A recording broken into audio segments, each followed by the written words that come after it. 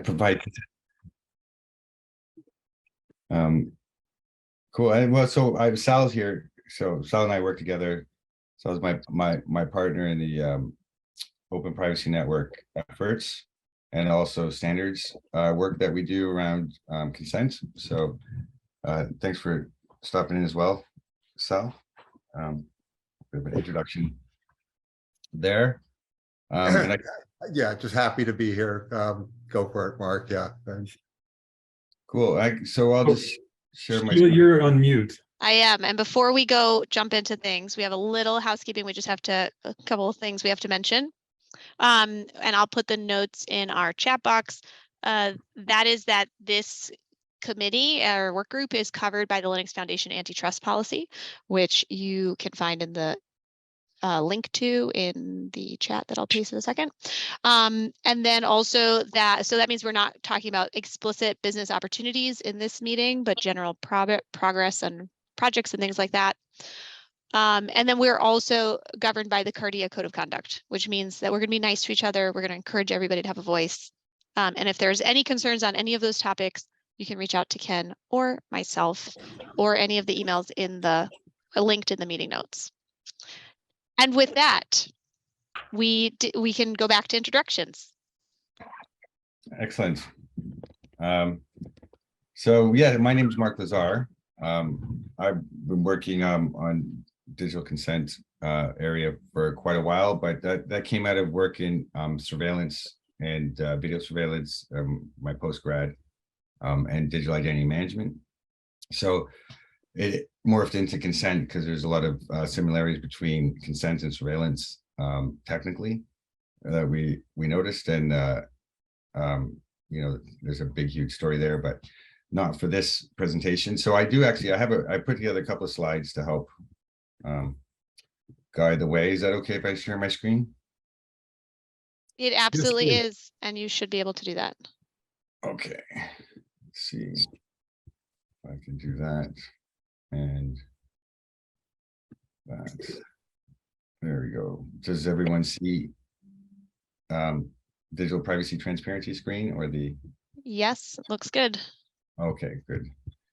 So it's taken a few years, but we've, come to a title, that sort of covers what we work on, which is digital privacy, and in specifically digital privacy transparency, which is what we work on standardizing. So the concept really is that notice is the digital version of transparency and its requirement for consent.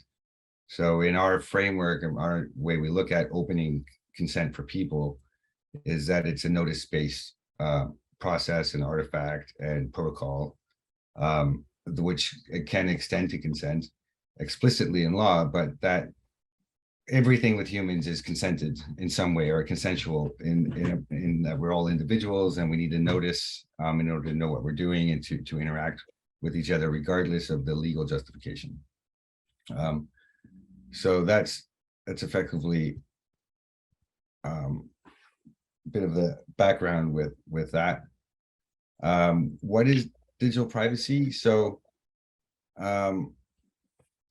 know what, this is the wrong presentation.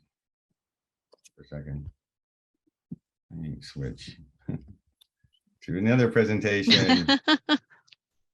There we go. So yes, what is digital privacy?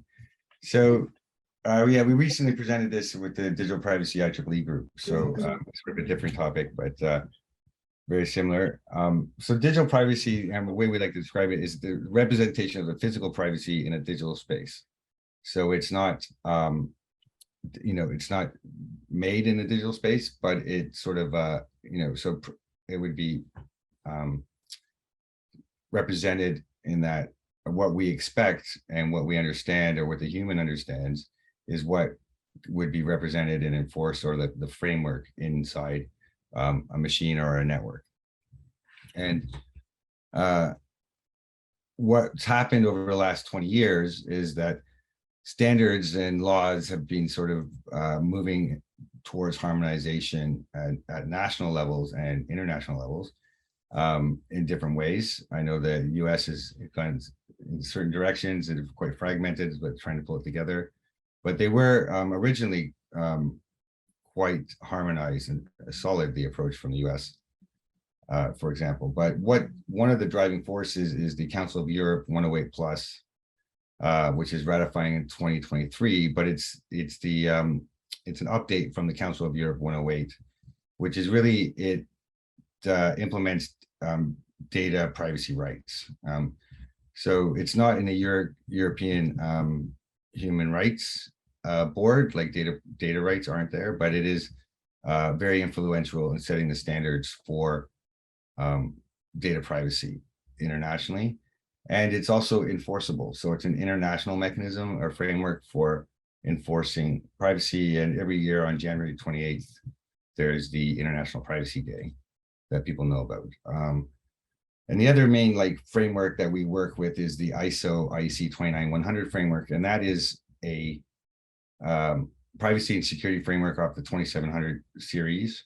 It's extended for privacy, and it's the basis and for a lot of other standards in ISO in the work group 5. So it's called the Privacy and Security Framework, and it has a name for all the stakeholders, and they're tied pretty much to the security of a system.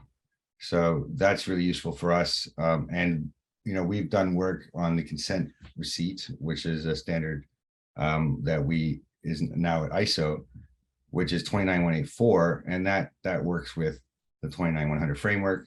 The 29100 framework is also interoperable with the Council of Europe 108 plus, and the Council of Europe 108 plus is the international version of the GDPR. So these are the well, it's interoperable with the GDPR. It's very, very similar.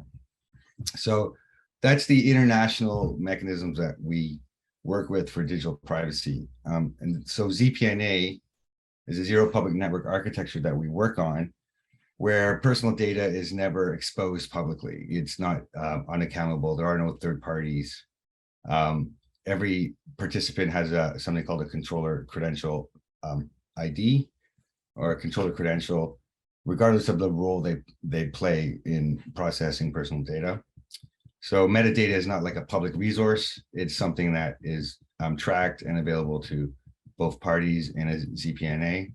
And it's really about security and not transferring personal data around as much. And the way we work on implementing a ZPNA is something called a two-factor consent notice, which is really similar in concept to multi-factor authentication, but it's really about authorization to this framework. So really this framework authorizes its use, it sets the preconditions for systems, and the two-factor consent notice is the confirmation of that to begin with. And when you interact with it, it creates a record and a receipt. The record in trust over IP would be called a micro-credential, and the receipt would be a consent receipt token. So those are records that are signed with identifiers and keys. So what we like to work on or think about is something called a consent Magna Chartis, like a Magna Carta, which uses this framework and is applicable for digital privacy transparency for everyone, so that people can use it as a baseline independently of service providers. So there's this governance framework that's outside of the network, outside of the ecosystems being talked about, that people can use to see what their privacy is and to maybe control their personal data. And what we like to do is implement that technically with a credential code of conduct, which is the standards we've been working on at the Cardea Initiative. So the aim for that is really to work towards decentralized digital consent using DIDs. And in this, we're a lot more strict on what we consider as consent and what the requirements are for consent. They apply directly in conformance with these laws and using these standards. So it's all prescribed, like the mechanisms or the words for consent and what a purpose is and how to specify a purpose by law directly in the credential. So the credential fields actually provide that. And that consent is captured with a two-factor consent notice. And it, the aim is to really be able to demonstrate international adequacy for notice and consent, and, for the, I think, for the decentralizing of data control effectively. So that's the overview. I'm not sure if anybody has any questions on any of those things. They're pretty new concepts in a lot of ways to most people as far as the governance framework goes. But yeah, so the Council of Europe Convention 108 is, three main parts: substantive law and special rules for transborder data flows, and then mechanisms for mutual assistance and consultation between parties. So there's ways to enforce it between regulators, and there's a level of expectation on enforcement. It's come a long way. The original Council of Europe COE 108 had 55 countries that ratified it.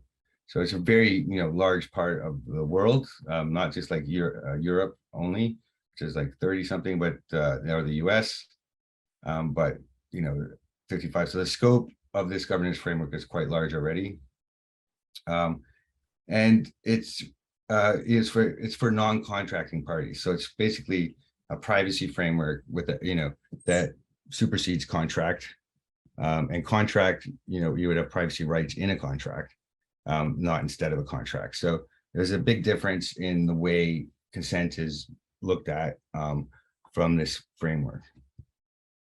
What we realize is that in order to implement any of this stuff, you need to have not only open source, open and accessible laws, access to justice and that sort of thing, but it also needs to be open for people, especially if it's for consent. And one of the things is if transparency and notice is different per service, per country, per context, then people would never have the opportunity to trust what's going on digitally, because the notices and the disclosures are all different.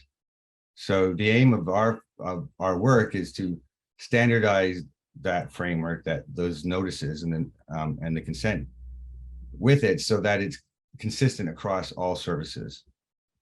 So people can apply it independently of service providers.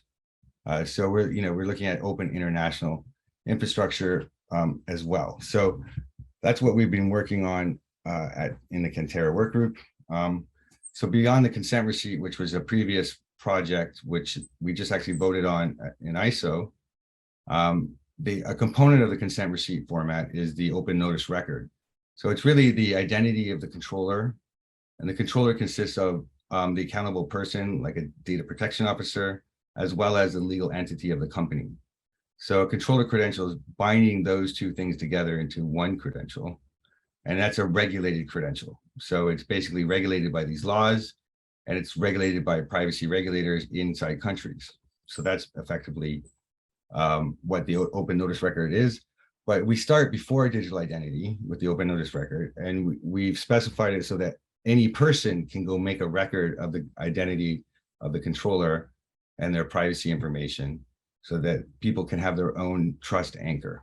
So a person can then use that to capture the state of digital privacy and compare it to the state of digital privacy in the future, which is effectively what the privacy policy was supposed to do originally. So with that, we have something called transparency performance indicators, which allow us to measure when is data captured according to the notice. So if your data is being captured before you know who is capturing it, or before you have a notice and you don't have access to affect that capture, then it's really untrustworthy, right? So but if you get a notice before your data is captured and you have a choice whether or not you want to allow your data to be captured, there's a lot more control. So it's a lot more trustworthy. So transparency performance indicators, or TPIs, is what we use to measure the transparency performance of digital privacy. And what we'd like to see, and in these TPIs, is a dynamic indicator. So is it dynamically provided, so that there's, we can measure dynamic transparency and its performance for something we like to call active state digital privacy, so that you can actually see and control your data in context. And for putting this all together, we have something called which is the controller notice credential and the code of practice, which is really the extension of the governance framework. And this is where we link to, where all the terms and definitions for notice are linked to the Council of Europe 108 plus, the GDPR, and ISO. So there's 3 references. So we legally, in this standard, this governance framework, we actually reference those laws, and the credential actually can use those to implement them. So that's what we're working on in the Open Privacy Network, in what we call the ZPNA lab. So we're working on this controller credential stuff. So as far as interacting with other groups, we're working in the IEEE Digital Privacy Group, and I'm the vice chair of subcommittee in the cybersecurity for next generation connectivity, where we're working on a data control impact assessment, which really is opening the door for decentralized consent, because data control impact assessment starts with who controls the data. Is it the individual, or is it the company, or is it co-regulated? So it's a data protection. And I think the vector of data control has a big impact on risk. So if people control their own data, the risks look much different, and the trust can be much different. So we see trust is relative to the stakeholder. So whoever's controlling the data, they're trusting things more. And if it's co-regulated, then it's shared trust. And that's the model for, looking at how the policies and the data control flows work in any system or with any identifiers. So this is the main core work we're working on in the Cardea work group. And OFC is the authorization from consent, which is the protocol where it's always from the human's perception of consent. So it would be managing that expectation and making a record of that, so that can then be used as evidence, or what we call as proof of notice instead of terms and conditions. So it's an alternative form of engagement online. We have this use case. I'll be presenting this around. I was at the Alan Turing Institute in London earlier, a couple months ago. And we look at the implementation of this at the W3C, where around cookies, on how this might work online, and sort of go into that use case. I think it's sort of sideways from here, because we have a lot of other things we could talk about. But in concept, it's about do track is extending the do not track protocol, where people actually explicitly consent or get a decentralized consent by selecting a button to say, I will share my shoe size with this website so they can send me advertisements for shoes or sales for shoes. And it's specified with a micro credential and a consent receipt token. And people are actually effectively privately advertising without the intermediaries involved. So that's the concept around how it might look in implementation. And there's an icon there, which would change color. So if it's not what you expect, it would be yellow or red. But if it is what you expect, there's a smooth user experience where you would have a green icon. And that's really the usability where we're looking for, is that, that signaling is very at a glance type of privacy signaling, not privacy policies and reading all of that. So with two-factor notices, each receipt or record basically builds a customized privacy policy. Instead of personalized advertising, you're getting personalized privacy.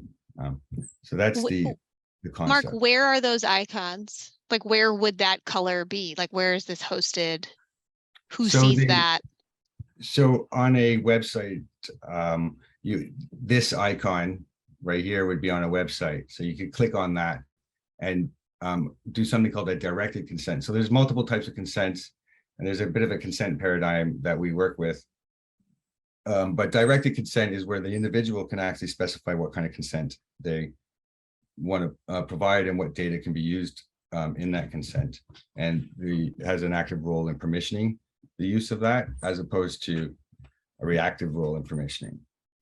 So when in your browser or your wallets, you would have this icon yourself with your records in it.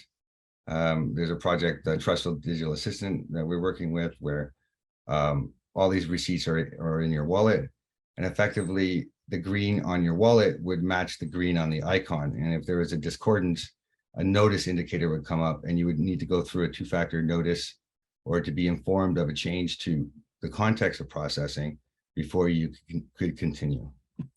So Okay, that's how and that consent statement, like you mentioned, shoe size, right? Perhaps there's more broad examples, whatever the case may be. The third party that this individual is engaging with would basically present those dynamic things that they want consent on to the person, and then that person would like potentially do that at a granular level. Potentially they don't have granular options and they just say, do you authorize us to customize our marketing for you? And they just say yes generically, not at the shoe size detail level.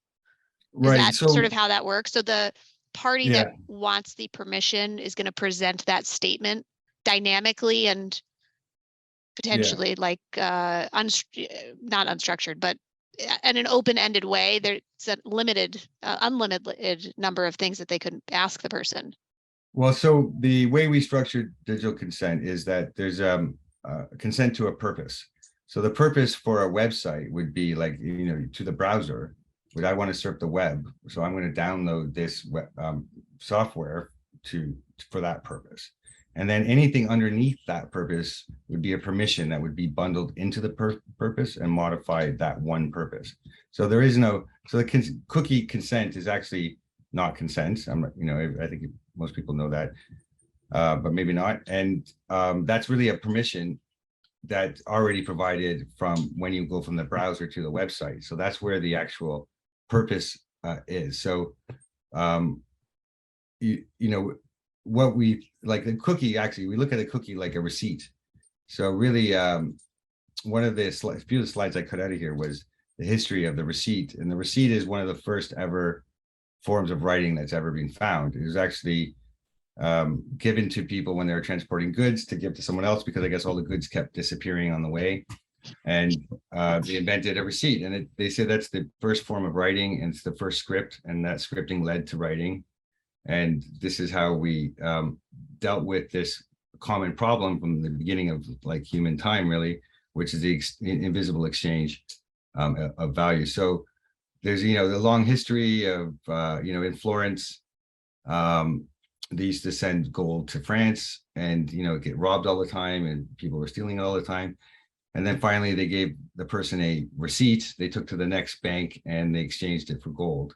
And it increased the efficiency and security of value exchange, tenfold.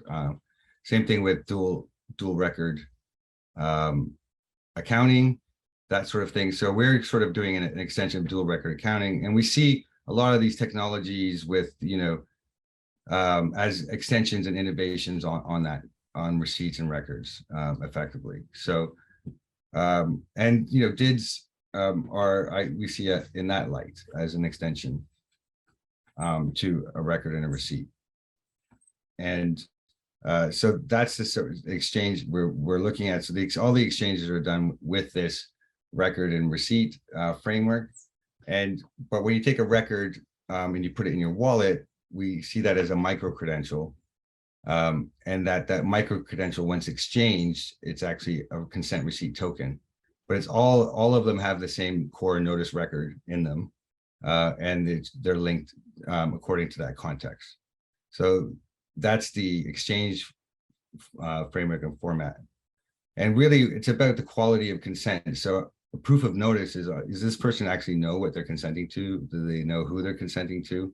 And in healthcare, we're consenting to see a doctor for medical treatment, right? That's the human level of consent, and the permissions underneath that, and the preferences are underneath that. So depending on your permissions and preferences, those could be bundled into that consent for like a very granular, detailed, contextual based, framework. So getting that kind of language right and deconflating permission, the technical permissions with consent, because a purpose is for a service, and a permission is really for access control on a database field. Or so I think it's important the way you presented your question, Keela. In it really isn't the case that there's an entity that's asking for access to information about a person. It would be in this case, the person would be providing access to the information because of an engagement that was underway. All right. So so your question is kind of interesting, because I don't know that it actually is how things work in this flow.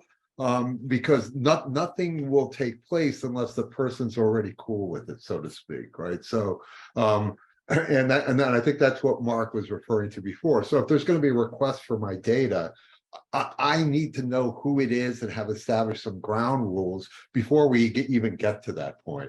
And a lot of the signaling that we're talking about here is sort of trying to get us to that threshold where we can actually have some sort of trusted exchange and then begin to do whatever we do with our DID method, if that helps. Sorry to jump in, Mark. No, that's good. Thanks, Sean. Yeah. I mean, that's the I kept trying to keep this short because I could go on forever on just one aspect of it. So we have we're working to extend the controller credential in trust over IP to the trust over IP governance framework. Not so much trust. So I think we like the governance meta model, we see more as a security architecture for this. So we see a lot of the stuff in trust over IP of what we call security, and in it to provide that granular security that's required to verify or assure that an identifier is linked to that entity or that person. So we really like those sides of trust over IP and that approach. But we really see as trust as something that human provides. And because we're talking about identity, we talk about identity, we don't use the word trust, but we use security because we want it to be human centric and not to create more harms or risks by trying to say that this is what security is trust. So there is that. So what we're thinking about is maybe how to update a version of some of the work at Trust over IP Governance Framework to include this. And in this credential, we would be basically mapping something called the PII controller, which is the personally identifiable information controller, to like a issuer, verifier, or holder. And we would have the processor. So the roles they play in the context of processing with a processor or a joint controller or a regulator. These are all roles that are specified in the international governance framework. And then they have a sub-controller or a sub-processor instead of and what they call third parties in the international framework are really law enforcement or security services. They're not like a third party relying party or service provider. Those would be a processor or a sub-processor, and they all would have a controller ID specified with this extension so that there is no more misinformation. People all have customized privacy policies, and they're all based on what people understand. So that's the vision, really, in a nutshell. I feel like I have a zillion questions. But before I ask questions, let's see if anybody else has anything they would like either Mark or Sal to clarify or expand on. Could you review for me or comment on how far along is Trust over IP on getting these standards put together for decentralized consent? Well, we put a pin in this at Trust over IP since the outset. So we started the controller credential effort and realized that there's a gap there, but we think that now is a really good time because of the work is done. I think that as far as the gap goes, like the trust meta model, if we did a find and replace on the word trust to security meta model, it would really work. I think there's not that much work there, but obviously the proof is in the pudding, and there's probably a lot of details to work out on mapping that and reviewing that. So I'm not sure how long it will take. In the W3C, the use case, we're working with the data privacy vocabulary, which is human and machine readable legal vocabulary that goes behind the notices or in the notices for data treatment And then there's the W3 consent work group and the W3C private advertising group. So we're looking to push the use cases out that way to drive work forward. And we do have a couple of grant proposals in for funding work at Trust Over IP. We won't find out until January. So I think depending on those things, we'll see the extension. And obviously everybody's invited to come and participate. A lot of it's just about scenarios, because in a real consent context, humans are on multi-system at once. You go to a coffee shop and there's Bluetooth and there's loyalty cards, there's video cameras, there's RFID or Wi-Fi and all these sort of things. So those are all separate systems, where we see consent as someone being able to press one button to manage all of those systems. That's the human consent. Or if you have to go to each of those services, you have to go change your permissions. So we're looking at the interoperable way to talk to all those systems about consent and effective permissions. Thank you for Yeah. that answer. I ask because I'm working on a joint effort between the Decentralized Identity Foundation and Trust Over IP for machine readable governance files that at the moment are specifying a list of trusted entities. And the next step is to specify roles and how they're supposed to behave in a particular ecosystem. And so those roles seem to tie directly to these consent, collector, controller kind of roles that you've described here. Seems like a really good overlap. And as we work on a framework for sharing, files that contain this governance information, that could be a multimodal, Bluetooth, Wi-Fi, et cetera. If everybody understands the same governance file and it specifies some of those roles, then maybe that helps us get to the one-click consent across all these different communication channels, kind of achievement that we're looking for. Yeah, no, I think that's right. And that's where we're trying to, I guess, find the right fit for working on that. But that sounds exciting, that project. Sorry to cut you off, Keela. Go ahead. Oh, that's okay. That's okay. All valuable. So I guess my question is, if we bring us down to like Earth from where we, are out here working in the universe of exciting activities, but who do you see as the entities, like who's in that handshake, and how many, like we're talking about one click, but when we start to talk about, for example, the healthcare sphere, right? You made a comment that the person, in that case, patient, would be authorizing for a provider to deliver care to them. But there's actually a zillion layers to that onion.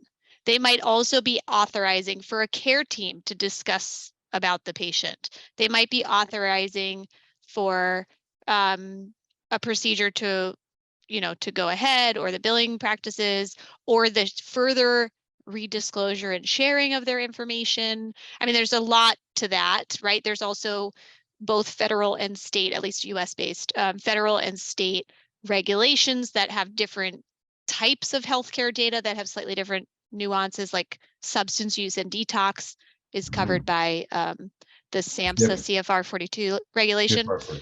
Yep. So I'm just curious, sort of, if you've spent any time thinking about how this fits into a healthcare universe and how those factors play a role, because the patient might not yet, like if it's a referral, the patient might not actually yet have a relationship with that entity that's going to have access to their data. So there's like 2 points to that. One is I was a part of consulting CFRA 42 for New York State and implementing that. So I've got some understanding of the U.S. healthcare system.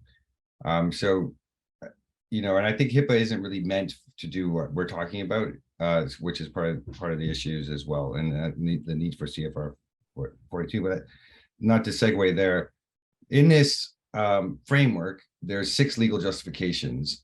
One of which is consent, one is contract, the other is legitimate interest, which I think covers maybe what insurance scope is in the U.S. healthcare. But then there's for the public benefit or for the vital interests of the PI principle, which is the data subject or the patient. So those are the 6 legal justifications. So those are notified, and with the protocol we're working on, they're notified from consent. So it would be like, oh, so you've consented, or you consent to use a service, but we must use your data for this purpose, which is not consent. And you don't have a choice about that, or you do have a choice about that. And here's the way you can use your rights to, and here's what your rights are. So, and the rights are standardized with what we have something we're working on, which is concentric notice, which is effectively mapping these legal justifications to what rights you have and what the obligations are for that party. So it says it's a framework, a standardized framework for translating those requirements that you're talking about for all of the different stakeholders that are in the health ecosystem, for example. So if it was a healthcare team, and they might be under one doctor, which might be the controller, but the controller can delegate, which is the doctor's office, could delegate it to a DPO, which is a data protection officer, who's legally making the choices for that healthcare team.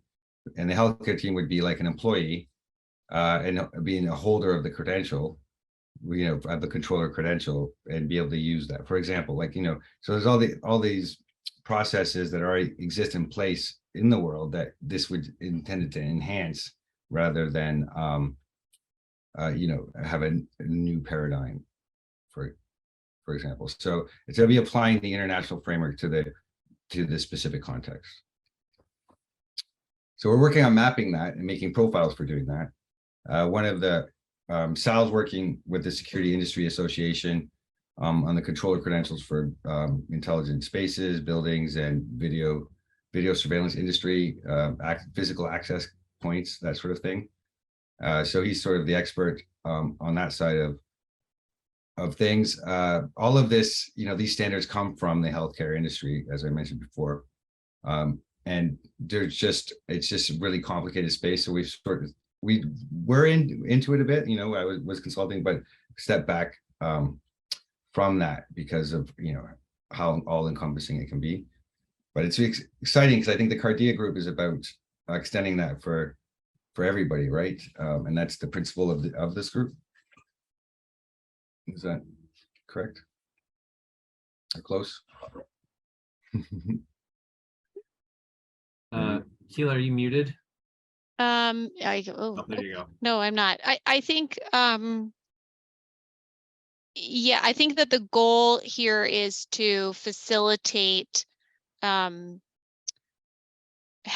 the use cases of verifiable credentials can be applied to healthcare, and we've come up with a bunch of them, but you kind of can't get all the way there unless you solve the consent problem, and you've solved also the patient identity problem, which is my next question for you, because we haven't talked at all about how do you identify the person in this scenario, and I don't know if that's just sort of external to your purview. Well, maybe you don't have to, right?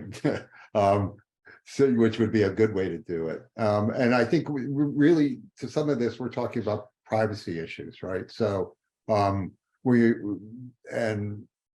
it's not really a consent issue. It's how do you provide digital privacy in the healthcare, digital healthcare information context, right? And that is a challenge.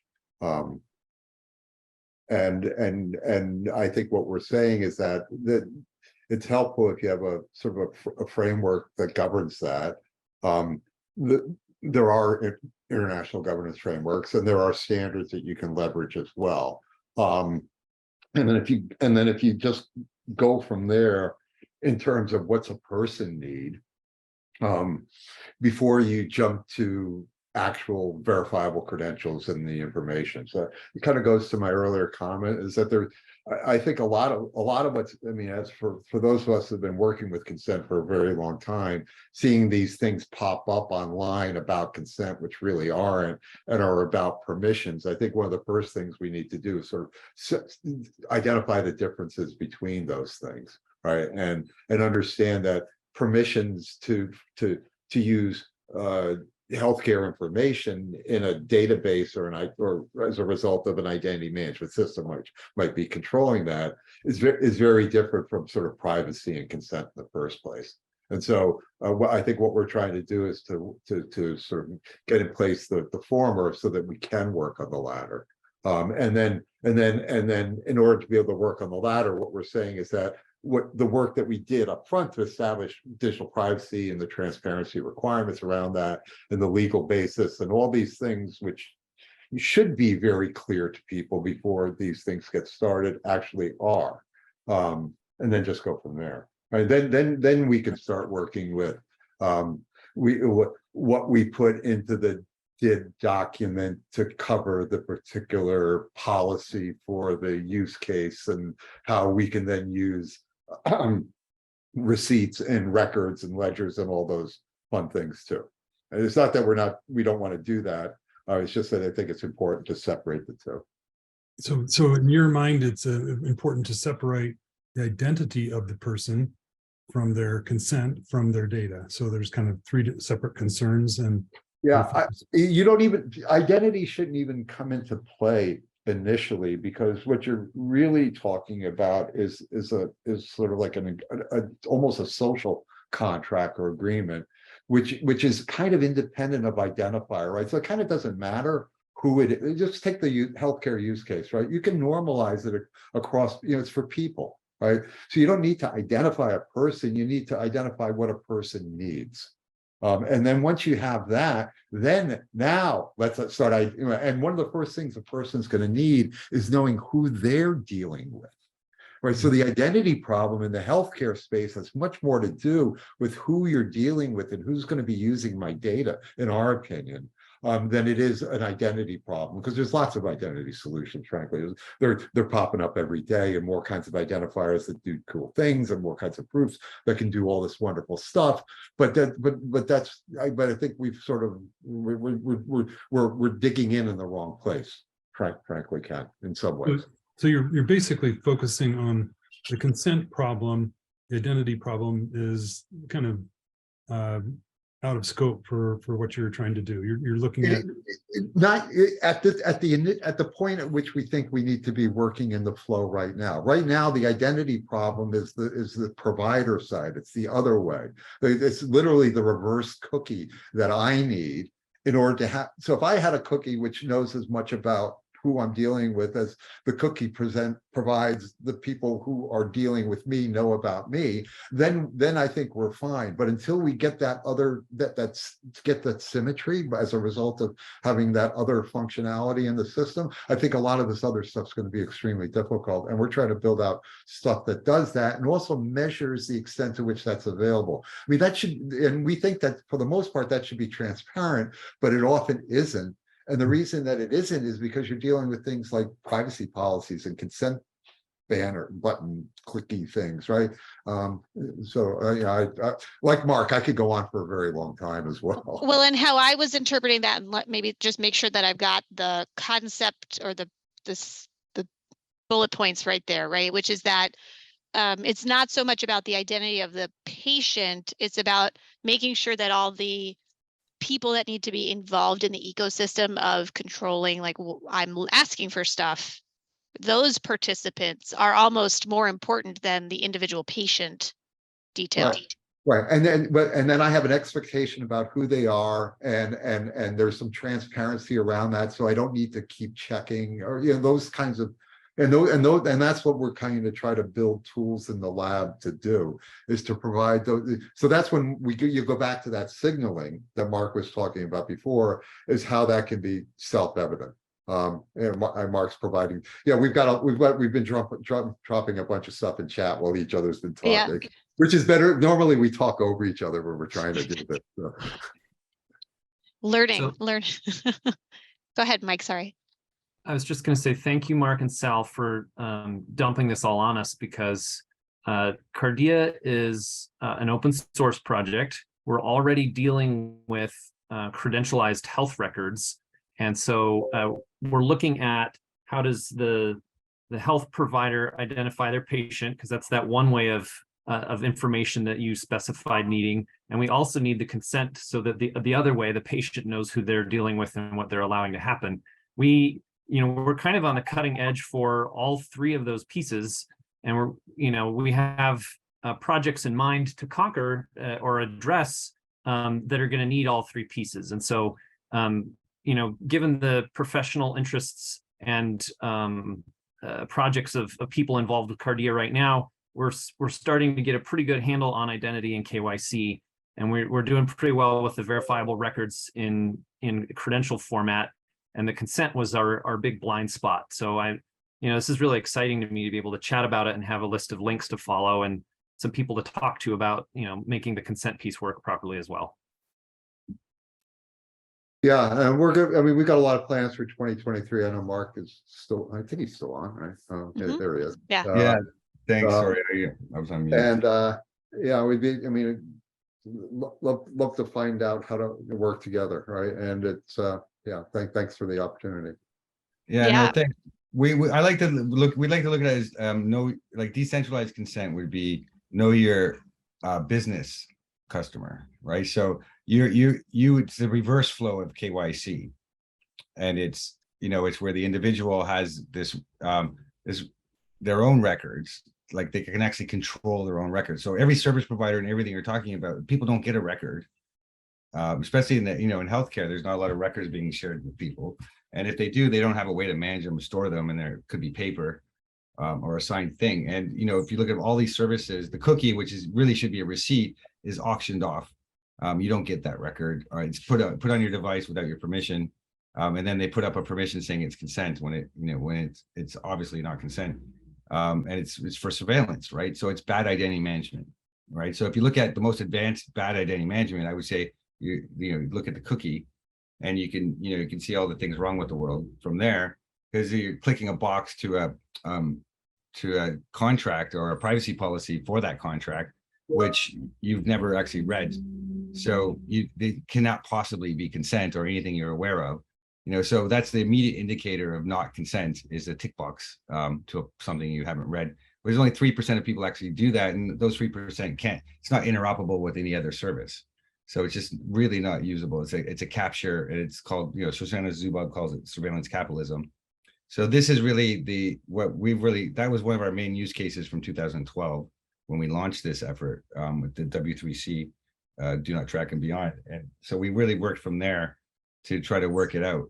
And so now with two-factor notice with, qualified consent, and where how many people are watching you, or in a network where your data isn't exposed publicly to unknown third parties, then all of a sudden there's trust. But it all begins with people being able to have control of their own records of their digital relationships. So that's what we advocate for in a generic sense. And I think it's super important in healthcare. It has a lot of potential for people, really improve people's lives if they had a lot more control and insight about their health, and could convey that with the medical system. So obviously that must be a vision or a dream for the people here as well. The power, the potential is so amazing. We're all volunteering to talk about it. So Yes. And I think that you've given us maybe more homework to do, right? We're going to walk away with lots of reading to do over the holidays. So we really appreciate you introducing us to the work that you're doing and expanding our scope so that we know what to be paying attention to as we try to tackle this problem. That's cool. Well, I think it's sort of like a paradigm. There's the physical world that we're governed by, and we govern and we understand as humans, and there's a level we understand things at, and that's the one we want to make interoperable. That's the one we want to scale that to technology, not allow technology to scale to us, right? In this way. So that's really the effect. That's sort of this paradigm that we're trying to talk about, which is difficult because of everything going on in the world to understand what we're saying, and it's not a common conversation. So hopefully that came across. And if people are interested, there's definitely the Council of Europe 108 Plus, what it is. I'll put a link in. It's really interesting. but it's basically the source governance framework, I guess if for data governance authority. And we want the authority of the individual to be recognized. And not only that, we're looking at how to notarize that authority and not put any intermediaries between the person and their service. So we want the person to be able to choose to be able to disclose their data, to share it for research. We want that choice and that control, because we think that will save the planet, right? Yeah. People will be able to choose who benefits from it, see who benefits, and champion things with their data and their money and their, that for meaningful choice. Yeah, no, so if you go did document legal and rights, those, the more of those we have, the more we can do, the more that did document can do to then manage, speaking in the did VC world, the more that it can accomplish. And, so that it's fun to begin to try to explore that. The power of it is that, like with the Council of Europe 108, that, you could turn something into that, which is widely applicable, that people could wield, right? That your verifiable credential is literally not only sort of says who can do what with it, but also just to remind them of the laws that are backing it. Yeah, and I think that flow is really the main difference is that people have this private record, and there's part of that in that record. Each attribute could be, blinding identity taxonomy from Paul Knowles, for example, could be on one attribute, and you could have the key to that. Or differential privacy. If you're the controlling differential privacy, I can make the date and time different, for example, of that record. And I could then render that into the right date and time. So that provides me with security. It doesn't provide the enterprise with big data security over liability. It's the person forward ethics, which is really the difference flow. So the verified credential is on my private record, and it's through a third party. So I can have a bank who could verify me, and you don't need to know who I am, right? So you don't actually have to identify everybody. You can have that person verified that they have these attributes or these entitlements or these claims, and that can be used instead, right? So there's not, there isn't Effective. Yeah. Yeah. So that's the flow we want, trust over IP to champion. Is the non-identifying people. But I realize 3 minutes left. Yes, we have a little housekeeping to do. Yeah. Thank you both very much for participating. We appreciate that. We'll see what 23 brings us, and probably our paths will cross. So thank you both very much for your time. Thank you. Thank you. Much appreciated. Thanks. Yeah. And so with that, we have a couple of housekeeping things as we round out our last meeting of 2022. My goodness. We have some progress made on the API work that's been actively in flight with the team. We're going to punt more of a demo on that until the January meeting. Mike or Ammon, do you have any teasers you want to plant for that? So the demo is going to be a live walkthrough of the 8 different API calls that are available. So there's going to be a chance to create and manage invitations.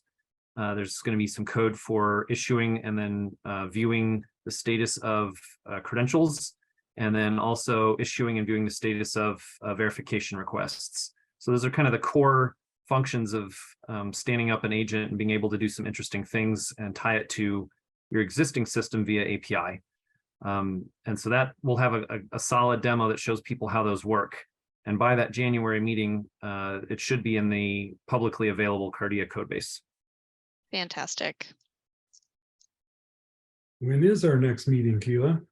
Our next meeting is January 12th, the second Thursday of January. So you all get to recoup from the holiday sweets that you might be eating, come out of your sugar coma and join us on the 12th for a technical conversation of that API progress. Excellent. Anything else anybody wants to add before we adjourn? I'd like to thank everybody for their participation through the whole year and for their great contributions that have been made. We look forward to 2023 being even more exciting. Excellent. Thanks, Ken. Agreed. And we'll see you all on the other side in 23. Thanks again to Mark and to Sal. Bye-bye. Thanks, everyone. everybody. Thank you. Bye. Thank you, bye. Thanks again. Bye now.